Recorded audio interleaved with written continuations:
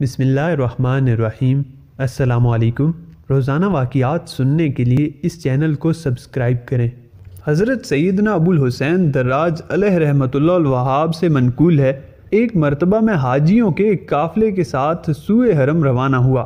جہاں قافلہ ٹھہرتا مجھے بھی ٹھہرنا پڑتا اور دیگر معاملات میں بھی ان کے ساتھ کام وغیرہ کرنا پڑتا۔ اس طرح اس سال میرا تمام سفر ان قافلے والوں کے ساتھ رہا اور حج سے واپسی بھی انہی کے ساتھ ہوئی۔ پھر ایک سال میں اکیلا ہی سفر حج پر روانہ ہو گیا اور منزلوں پر منزلیں طے کرتا ہوا قادسیہ پہنچا۔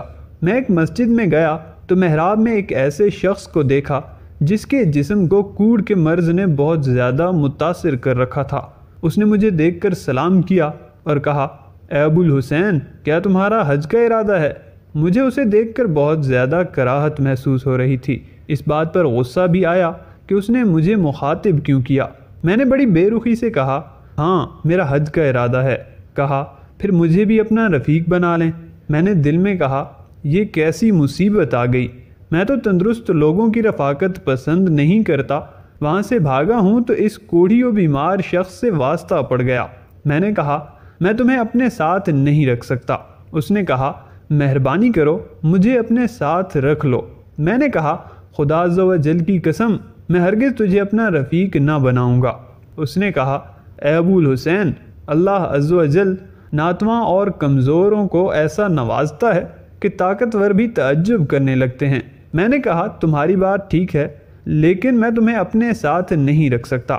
عصر کی نماز پڑھ کر میں سفر پر روانہ ہوا۔ صبح ایک بستی میں پہنچا تو اسی شخص سے ملاقات ہوئی۔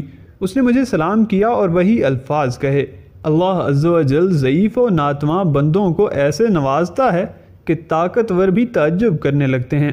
اس کی یہ بات سن کر میں بڑا حیران ہوا۔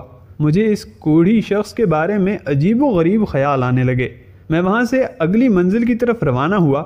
جب مقام قرا پہنچ کر نماز پڑھنے مسجد میں داخل ہوا تو اسے وہاں بیٹھا دیکھا۔ اس نے کہا، اے ابو الحسین، اللہ عز و جل ضعیف و ناتواں بندوں کو ایسے نوازتا ہے کہ طاقتوروں کی عقلیں دنگ رہ جاتی ہیں۔ میں فوراً اس کے پاس گیا اور قدموں میں گر کر عرض کی، حضور، میں اللہ عز و جل سے معافی کا طلبگار ہوں اور آپ سے بھی معافی کی درخواست کرتا ہوں، مجھے معاف فرما دیں۔ اس نے کہا، تجھے کیا ہوا؟ میں نے کہا، مجھ سے غلطی ہو گئی کہ آپ کو اپنے ساتھ نہ رکھا، اب کرم فرمائیں مجھے معاف فرما دیں، آپ بخوشی میرے ساتھ سفر کریں۔ اس نے کہا، تو نے مجھے اپنے ساتھ نہ رکھنے کی قسم نہ کھائی تھی؟ میں تمہاری قسم نہیں توڑوانا چاہتا۔ میں نے کہا، اچھا پھر اتنا کرم فرمائیں کہ ہر منزل پر اپنا دیدار کرا دیا کریں۔ اس نے کہا، ہاں یہ ہو سکتا ہے، انشاءاللہ عز و جل تمہاری یہ خواہش پوری ہو جائے گی۔ پھر وہ مجھ سے جدا ہو گیا۔ اللہ عز و جل کے اس نیک بندے کی برکت سے میرا بھوک و پیاس اور تھکاوٹ کا احساس جاتا رہا۔ جب بھی میں کسی منزل پر ٹھہرتا تو اس نیک بندے کی زیارت کا شوق بڑھ جاتا۔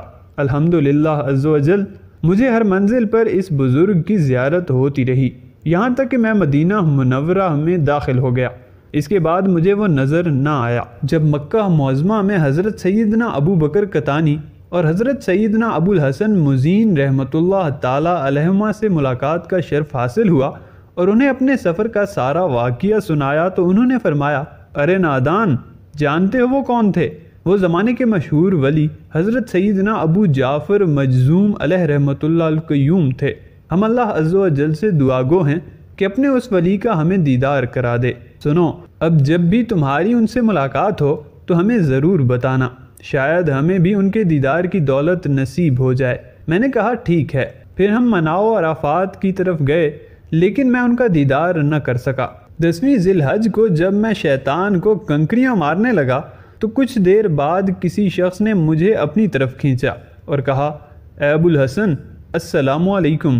جیسے ہی میں نے پیچھے مڑ کر دیکھا تو میرے سامنے وہی بزرگ حضرت سیدنا ابو جعفر مجذوم علیہ رحمۃ اللہ القیوم موجود تھے۔ انہیں دیکھتے ہی مجھ پر رکت طاری ہو گئی، میں بے ہوش ہو کر گر پڑا۔ جب میرے حواس بحال ہوئے تو وہ وہاں سے جا چکے تھے۔ میں مسجد خیف آیا اور اپنے رفقا کو سارا واقعہ بتایا۔ یوم وداع کو مقام ابراہیم پر 2 رکعت نماز پڑھنے کے بعد میں نے جیسے ہی دعا کے لیے ہاتھ اٹھائے، اچانک کسی نے مجھے اپنی طرف کھینچا۔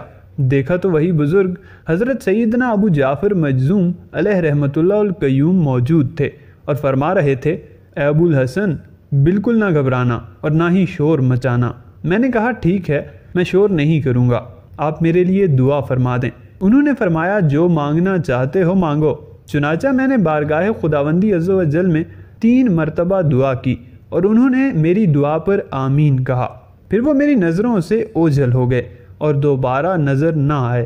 جب مجھ سے کسی نے میری 3 دعاؤں کے متعلق پوچھا تو میں نے بتایا، میری پہلی دعا یہ تھی کہ اے میرے پاک پروردگار عز و جل، میرے نزدیک فقر کو ایسا محبوب بنا دے کہ دنیا میں مجھے اس سے زیادہ محبوب کوئی شے نہ ہو، اور دوسری یہ تھی کہ مجھے ایسا نہ بنانا کہ میری کوئی رات اس حالت میں گزرے کہ صبح کے لیے کوئی چیز ذخیرہ کر رکھی ہو۔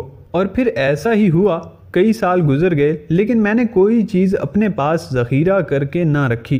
اور تیسری دعا یہ تھی، اے میرے پاک پروردگار عز و جل، جب تو اپنے اولیاء کرام کو اپنے دیدار کی دولت عظمیٰ سے مشرف فرمائے تو مجھے بھی ان اولیاء کرام میں شامل فرما لینا۔ مجھے پاک پروردگار عز و جل سے امید ہے کہ میری ان دعاؤں کو ضرور پورا فرمائے گا، کیونکہ ان پر ایک ولی کامل نے آمین کہا تھا۔ اللہ عز و جل کی ان پر رحمت ہو اور ان کے صدقے ہماری مغفرت ہو۔